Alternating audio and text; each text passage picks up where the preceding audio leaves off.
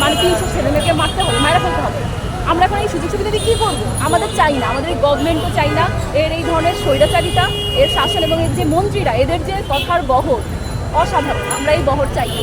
অনেকে বলছে যে আসলে আপনাদের আন্দোলনটা এখন অন্যদিকে মোড় নিয়েছে, আপনারা এখন আন্দোলনটাকে সরকার পতনের আন্দোলন হিসেবেই ধরে নিচ্ছেন এবং সেজন্যই আপনারা মাঠে আছেন। বিষয়টা কি ওই রকমই কি? অবশ্যই এটা সরকার পতনের আন্দোলন। সরকার নিজেকে যে স্বৈরাচারী রাজা মনে করতেছে তাকে বারবার মনে করায় দিতে চাই আমরা সবাই রাজা, আমরা সবাই রাজা। আর যদি রাজার সাথে আমাদের মিলতেই হয়, আমাদের শর্ত আছে। ওই গানটা ছিল না, আমরা ছোটোবেলায় শিখে বড় হয়েছি, আমরা সবাই রাজা আমাদের এই রাজার রাজত্বে, নইলে মোদের রাজার সঙ্গে মিলব কি শর্তে? সেটা আমাদেরকে মানই দেয় নাই, তাহলে সে আপনি মান কীভাবে ফেরত পাবে? সে যেইভাবে ইগনোরেন্সটা দেখাইছে স্টুডেন্টদের প্রতি, তার মন্ত্রীরা আওয়ামী লীগের উইং স্কেল লেলায় দিয়ে এটা করে সেটা করে, ক্যাম্পাসে তো আমরাও দেখছি, আমাদের টাইমেও তো আমরা দেখে আসছি। আমি 4 বছর হয়েছে পাশ করে বের হয়েছি, আমরা তো ওই টাইমে দেখে আসছি।